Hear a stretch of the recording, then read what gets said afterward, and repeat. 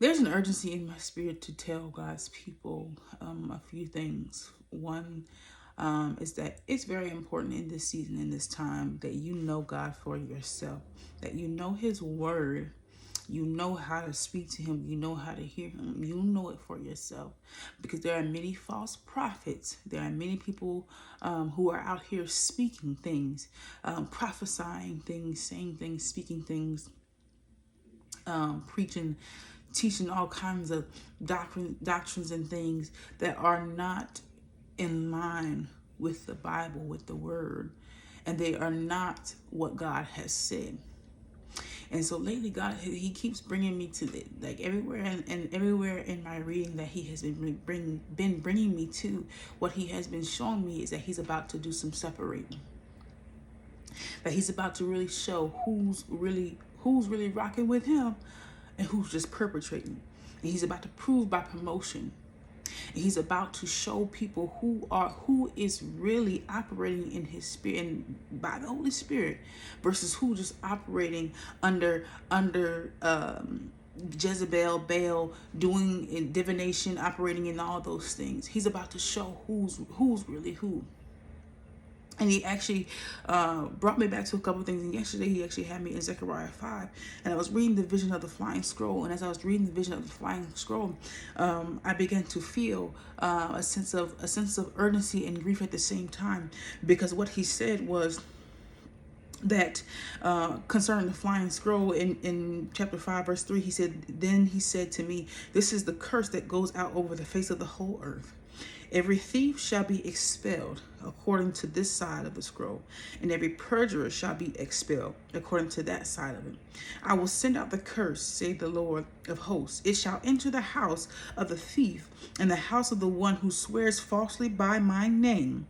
It shall remain in the midst of this house and consume it with its timber and stones. And what that began to tell me was that some platforms, some people's platforms, and some of the things that have been built up on corruption, on falseness, on lies, on perjury, on thievery, are about to come down. They're about to fall down. And what you're about to see is some people, some unexpected people, some people some underdogs who really, and what God has begun to show me as well lately is that the ones who are really out here working for me, you're not seeing them on the forefront as you would think. You're not seeing them the way you see other people. The ones who are truly anointed, the ones who really got it set up. What I got, you're not seeing them. You're not seeing them on high levels as you would think so. And so there are many that are before us, And what God took me back to was a place in my journal that I had actually written in January this year, January the 27th, 2023, where He told me that my people are perishing because of a lack of knowledge. He said that many people are operating, many prophets are operating under Baal, and there are more than you think, and people are being deceived. People are being deceived, but what He said was that those who are false and operating under Baal will see who God is truly with. And people will acknowledge the ones who God is truly with, who He has chosen and is truly with. And this past Sunday, I actually spoke about Solomon, and how Solomon's brother Adonijah was meant to be, traditionally would have been the next in line to take on the throne that King David had before he passed away. However, God had chosen Solomon because Solomon was chosen to do a specific thing. So the kingdom went to his hands. And what I said was that God is really about to prove by promotion who He has chosen. And there's going to be some people that are going to be put in places that they would have never thought, platforms and things going up that they would have never thought, because the truth needs to be heard. And God's about to pull some people down, some people who have been up deceiving, moving around, jumping around, doing all these things, and leading people astray, leading God's people astray, and they will be dealt with. They will be dealt with. Every wolf that was hiding themselves in sheep clothing, they will have their day. They will have their time. And what God has just been urging and pressing in my spirit is just to tell my brothers and sisters to be vigilant, to be sober, to be careful, to discern, and to take everything to God. Like I said, to make sure that you know God for yourself and make sure that you know his word for yourself. And it's okay to be following. It's okay to be listening to people preaching and prophets. It's okay to listen. I'm not saying not to listen, but I'm saying that everything does have to be taken back to God. That you can't just take everything at face value in this season, because at one point he was dealing with me about decoys, about people who are placed strategically by the enemy to get you to fall for something that looks like something that is actually not. It looks exactly like what you would be coming to. It looks exactly like what you would gravitate to. However, it is fake. However, it has no substance for real. And God has just been showing me over and over and over again in different ways, even down to dreams, showing me that there are people who are adorned on the outside, who look great on the outside, who just look like they got the look, they look the part on the outside, but the inside, there's nothing there. He has showed me how he is really about to move people and elevate people, and how he showed me in a dream with plants potted and being moved to bigger pots, because we know that when you pot a plant, and that plant gets too small, or when those roots begin to grow around and that plant begins to suffocate a little bit, it's time for them to move to the next size pot. And what he showed me was that one plant was ready. And this plant didn't have a whole bunch of leaves.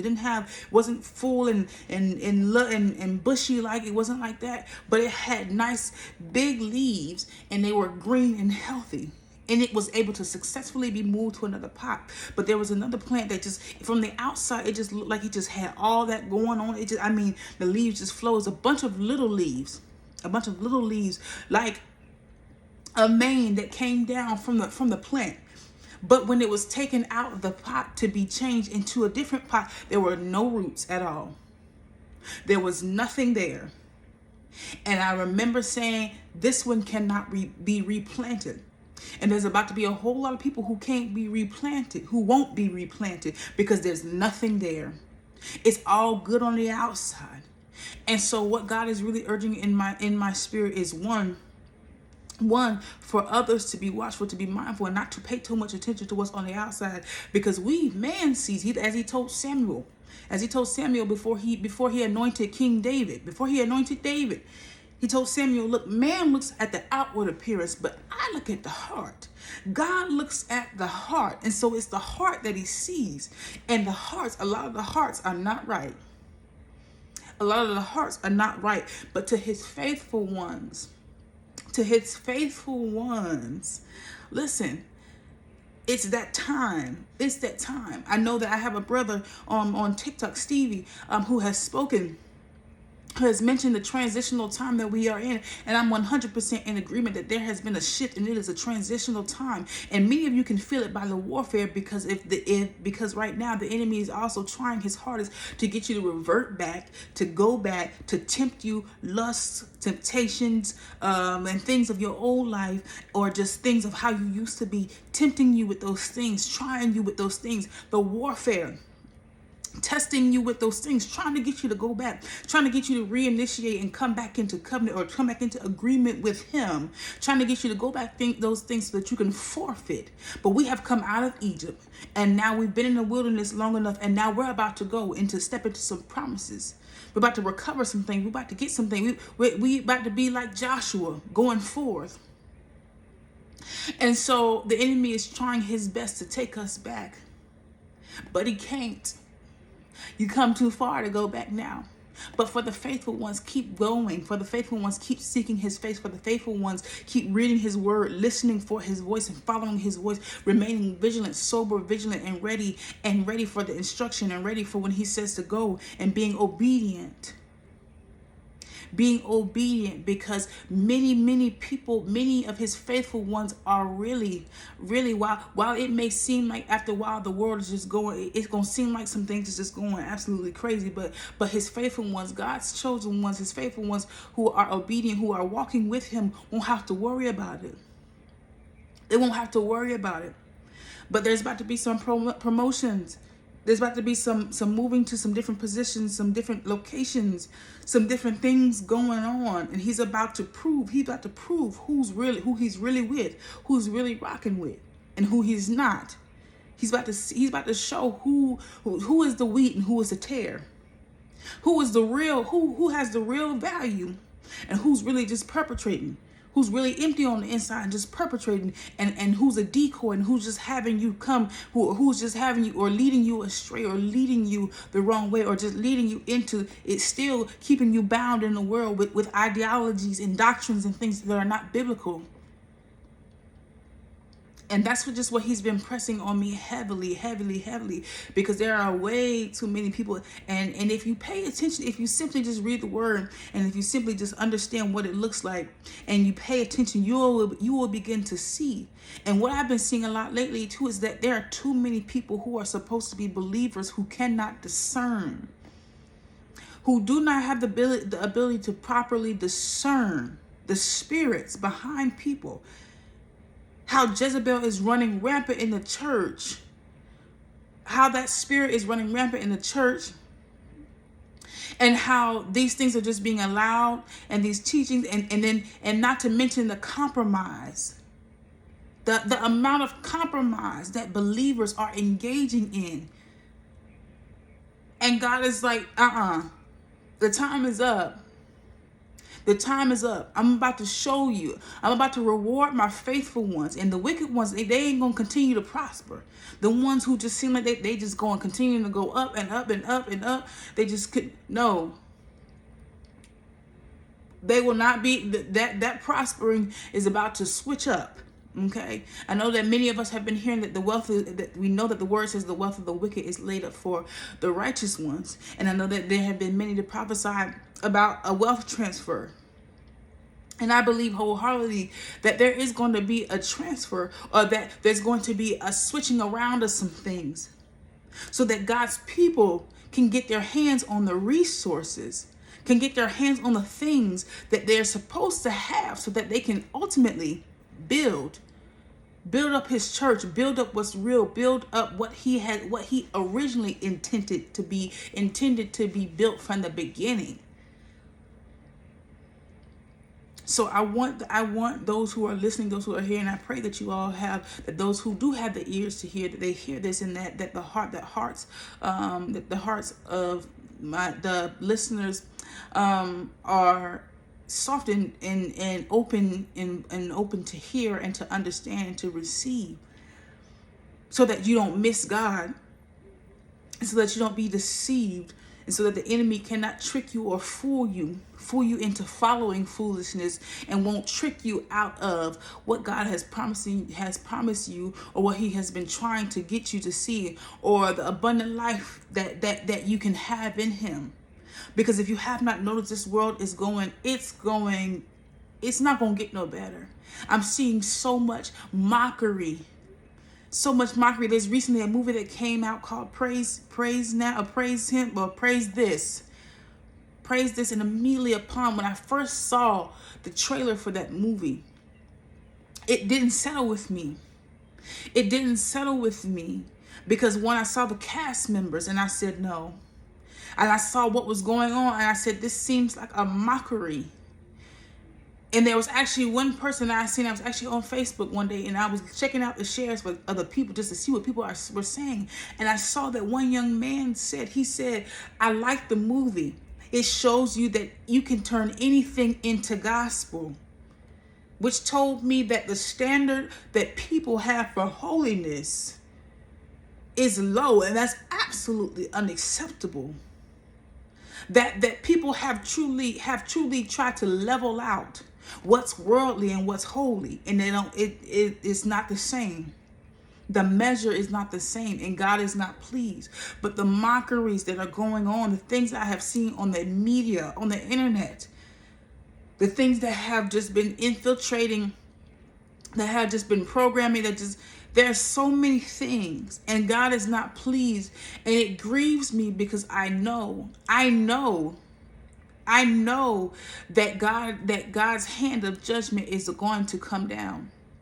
And it's going to come down suddenly, and many people are going to be caught off guard. And there are so many people who just don't want to hear. They're not listening. They don't want to hear. And so it grieves me. But at the same time, God is like, you can't stop. You can't stop what I'm telling you to do, though. You can't stop. And you just keep speaking. And they can't say that you didn't tell them. They can't say they wasn't warned. Whether they listen or not, I need you to go and address this thing. So there's some things really that need to be addressed, and God is going to start with separating the ones who have been falsely, who have been out here lying, who have been out here stealing behind his name and perpetrating behind his name, operating in things that that are thought to be the spirit, but they're operating in divination, manipulation and things like that. Being done in the church, that's not of God.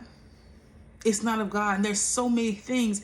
I mean, literally, I wish I could lay it all out right now. But these are just some of the things that I've seen and I can think of immediately that grieve my heart right now. They're literally grieving my heart because it's like I'm literally watching the one. If you ever heard someone say, "Oh, you're going to go to hell in a handbasket," that's what it's like watching the world.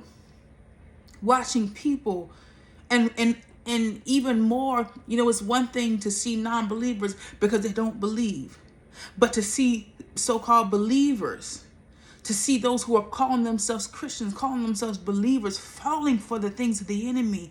If that does not grieve you or make you upset, if that does not move you to get on your post, if that does not move you to get up and speak and call things out, and that's another thing that we have to be bolder, we have to be more confident, we have to be solid on the truth, the foundation of the truth, because God's word is that, and it has not changed. It's been the same. His word has not changed. It has not said anything different. It has not said anything different. And yes, he has grace for us, but that does not mean that we get to go around just doing whatever. The Bible doesn't tell us that, oh yeah, just because Jesus died for your sins that you can still go around. No, the grace is to save you from what you truly deserve. But the expectation is that you should still be walking upright, that you should still be living according to the word. Knowing the word, knowing God, having a real relationship with God, not the religion thing, but having a real relationship with God, knowing his word, and gathering with other believers who are operating honestly in the spirit, who the Holy Spirit is truly moving through. Because there are so many things that I believe God has in store, that I believe God wants us to do. And I'm going to touch on this while I'm on here because I might as well anyways. But God has also has placed a concern in my heart. And I know that when God places a concern in my heart, that is something that I need to speak on. And the concern in my heart is the idea, or is the movement, or is, I don't know if you want to call it a movement or what you like to call it, what you may call it, but the entire thing with leaving the church, or saying, I didn't leave the church. I mean, I left the church, but I didn't leave God. And leaving the church and being okay. We cannot be okay with people leaving the church. We cannot be okay with people leaving church and saying they're just going to fellowship at home, or they're just going, I don't need to go to church to have a relationship. No, you don't need to go to church to have a relationship with God. But there is a purpose for the church. And what God has been pressing on me is that he needs his people to come back together. He needs his people. And this is actually this morning, and you know what, I'm going to flip to it, because this is something that he was dealing with me this morning, that he took me back to what I was hearing, and this is in January of 2022, that his people need to go in a different direction. He said, I need my people. I will help them build.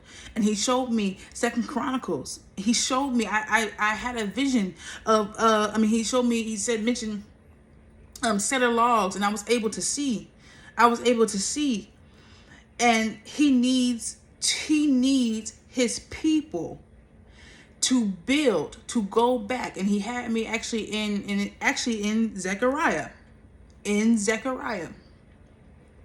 And when he speaks about Zerubbabel, who was assigned to, or who was rebuilding the temple. And he said, not by might nor by power, but by my spirit. And there's no mountain, nothing that's going to stand in his way or stop him from doing what I have asked him to do. And so I take that as a charge, because God, okay, this is this concern that you pressing in my spirit, in my heart, that you grieve, that's it's a burden that it's like you're grieving me with this, that too many of your people have walked away from the church, and these are the very people that you need to go back and help build. Because what happened was, what the church was did not represent him. It did not represent him, but the church hurt. And it's just like trauma when you're young. It's just like trauma when you're young that makes you to begin to live life a certain way, to do things a certain way, and you have this distrust. It's the same thing, but all of it is a plot of the enemy to divide, to separate you, to keep you from walking and doing what God needs you to do. And right now, God needs his people to be building up his church, to be building up his temple, because this is where he's going to come and dwell. As I sit here and even think and talk about it, I think about the times that we're about to go in, and how the church is going to be refuge. It's supposed to be refuge. It's supposed to be a refuge. It's supposed to be a place where people are going to gather, because what the word says is that concerning the building of the temple, is that people are going to come. People from different nations, and they're going to come to this place, and they're going to look and see, wow, God is with y'all. Can I get in on that? Or are they going to be looking? And that's what God needs.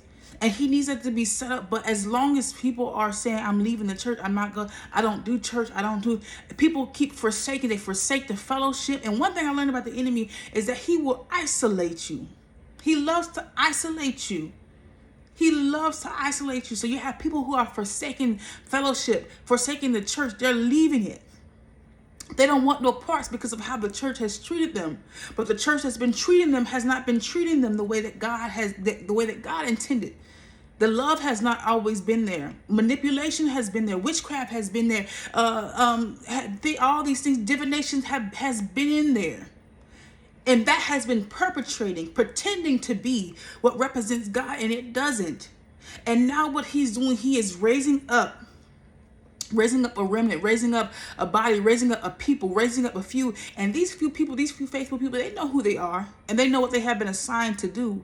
And yes, it may seem like a hard task right now, but God says, do not despise the small beginnings. Do not despise the small beginnings. Though you might seem like, oh, it's just a few of us, or it's just don't despise that. Don't despise it. And God is even bringing people together. He's even bringing the right people together so that they can build together. I mean, people from this state to this state, bringing them together so that they can build, so that these things can be built up. Because I truly do believe that when the time comes and the world begins to turn, that the church is going to be the place that people run to, that they're going to need. And I believe as well that there's so much movement and so much strength and so much power and victory that is lined up and waiting for us all to come together. What I think about is, when it's one thing when one person is praying, one can set 1,000 to flight, but two can set 10,000. So if you can imagine what an entire fellowship can do, imagine what an entire church can do. And one thing is for sure that he's also pointing out is that people have spiritual gifts that they don't understand. And church is a place where these things should be exercised, edified. There should be edifying going on. There should be faith building. We should all be coming together in faith, edifying one another. And these spiritual gifts, we should be able to operate and move in them together, because we're all one body. We're different parts, but one body. And it works best when it's unified. And ultimately, there is a unified purpose that we all have to come together for. And we all have gifts that must come together. They must come together, because there are some things that need to be torn down. There's some things that need to move, that have to shift, that need to move. But if we are not unified and doing it, it's just going to be a mess. There are probably people who are walking around, intercessors and stuff, feeling like, I feel like I'm carrying this burden. I feel like nothing's happening. But wait till we come together. Wait till the church is formed. Wait till the true church is formed. Wait till the true ones come together, to the faithful ones, to the ones who really know God, the ones who really love God, the ones who are really operating and moving by the Spirit, have anointings come together. And that's what God needs. He needs his people to build, and he will help them. He will help them. The resources, whatever he has called you to do, however he has called you to do it, trust that he's going to give you the resources, whatever you need, whomever you need that needs to be assigned to it, that they and it or whatsoever will be in place for you to go forth. For you to go forth, you just need to be trusting, and you just need to let his Spirit lead you. Because at this point, it's critical. It's as if the church has been taken over. It's as if it's been taken, hijacked by the enemy. Hijacked. Have you ever seen, like, on TV shows where they may have an episode or something where, if you say, they may work at a firm or something with a whole bunch of computers or something, and then you notice that you have a cyber attack or something like that, and everything is hijacked, or all the systems are hijacked. And so in these hijacked systems, the enemy is being able to put out, say whatever he wants to say, put out, paint this, perpetrate this, and paint God and mock God this, and do it right in the church. And do it right in the church. And believers are letting it slide because we're passing on. We don't want to judge. We can't judge. Call those things out.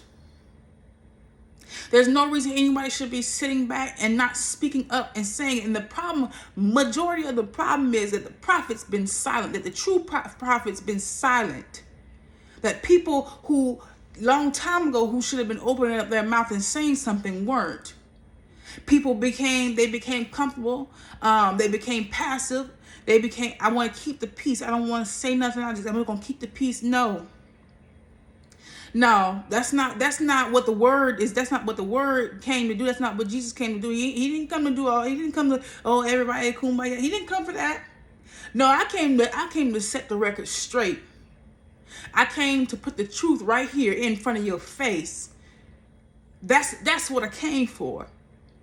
There are too many people not standing up, not saying anything.